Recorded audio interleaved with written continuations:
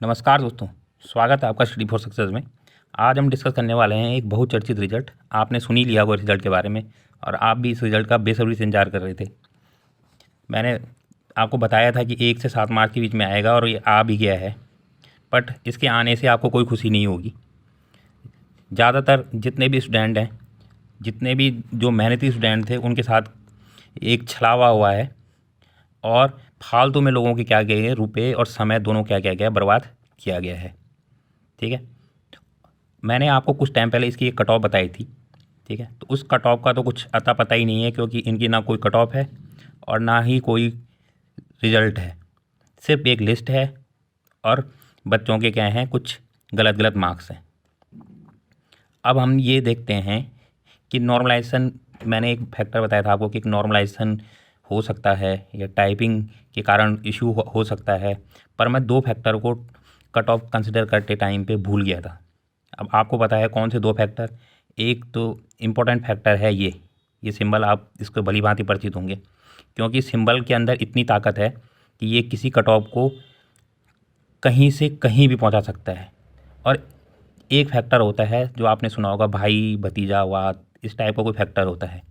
तो ये 2 फैक्टर मैं अपनी कट ऑफ में कंसिडर करना भूल गया था, जिसके कारण इस कट ऑफ का कोई अता पता नहीं है। अगर मैं एक कंसिडर कर लेता तो क्या पता मैं उस कट ऑफ के आसपास पहुंच जाता, आपको सही कट ऑफ बता पाता।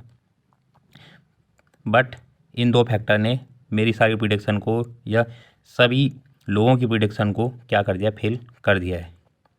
अब देखते हैं कि आपको इसमें कुछ अलग भी दिखेंगे, कि ऐसे टॉपर भी दिखेंगे जो कैसे कैसे टॉपर बन जाते हैं, आप कभी सपने में भी नहीं सोच सकते हैं।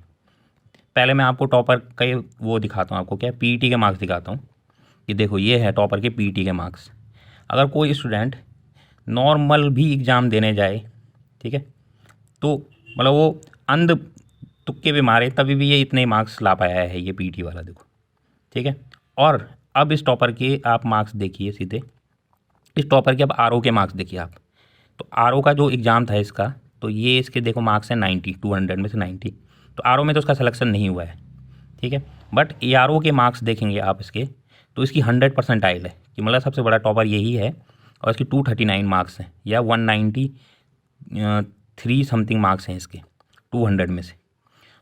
2 दिन पहले उसने आरओ का एग्ज़ाम दिया, 2 महीने पहले देखो इसकी प्रोग्रेस देखते हैं आप, हम प्रोग्रेस हम नहीं करते। 2 महीने पहले उसने पीईटी का एग्ज़ाम दिया, उसमें उसके आए 14 मार्क्स।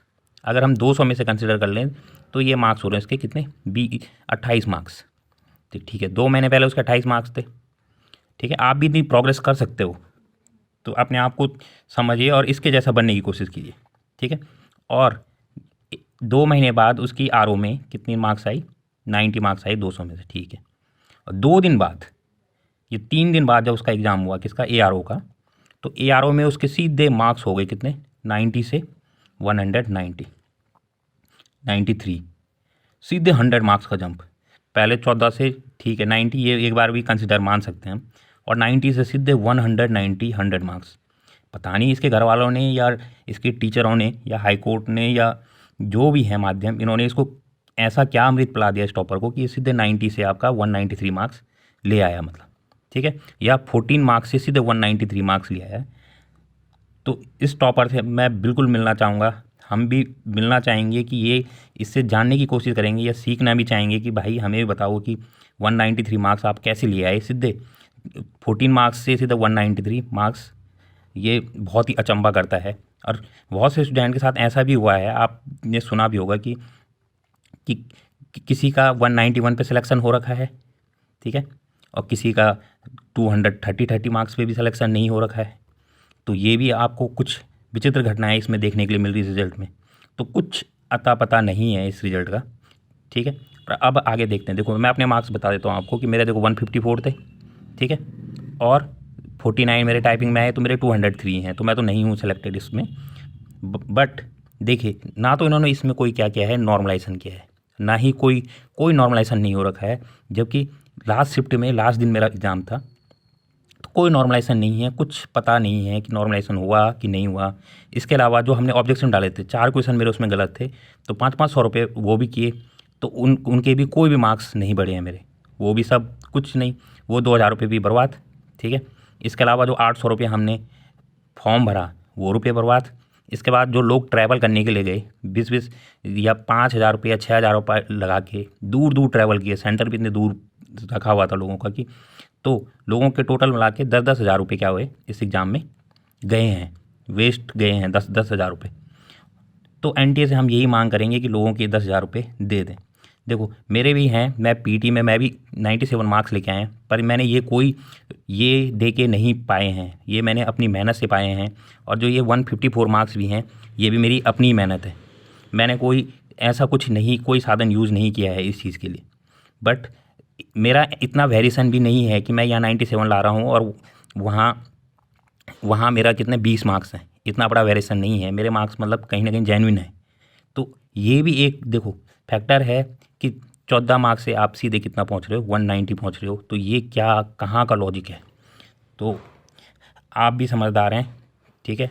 अब मैं तो हमेशा एनटीए से यही मांग करूँगा, या हम लोग सब यही मांग करेंगे कि ऐसा विश्वासघात मत कीजिए लोगों के साथ। कोशिश करिए कि या तो रिजल्ट को क्या करें, रिवाइज करें, या फेयर लिस्ट जारी करी जाए कि सभी लोगों के मार्क्स दिखाए जाएं, शो किए जाएं कि क्या हो रखा है। तो ठीक है, हम विश्वास माने, नहीं हुआ सिलेक्शन हम मान सकते हैं अगर फेयर दिखाई जाए। दूसरा, या तो इस रिज़ल्ट को क्या किया जाए, रिवाइज किया जाए प्लीज़। हम यही एनटीए से क्या करते हैं, मांग करते हैं। या फिर हम यही बोलते हैं कि जब आपको यही काम करना है तो आपको यही काम करना है, तो आप एक काम वो कर सकते हैं कि उन लोगों को डायरेक्ट ही भर्ती कर लो, फिर डायरेक्ट भर्ती कर लो। फालतू में स्टूडेंट का जो समय है और जो उनके रुपए बर्बाद हो रहे हैं एग्ज़ाम के, जो 800 रुपये 1,000 रुपये ट्रैवल करने के, क्योंकि स्टूडेंट के पास समय की भी कमी है और रुपए की कमी भी स्टूडेंट के पास होती है, कि वो भी फाइनेंशियल कंडीशन से जूझते हैं। तो एनटीए प्लीज़ उनके समय और रुपए बर्बाद ना करें।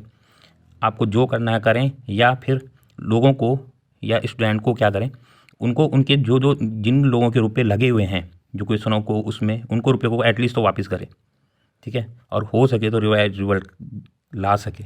तो अगर आप अपनी राय कमेंट सेक्शन में देना चाहते हैं तो आप कमेंट सेक्शन में दे सकते हैं।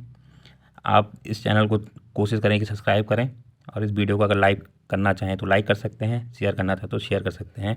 वीडियो देखने के लिए बहुत बहुत धन्यवाद।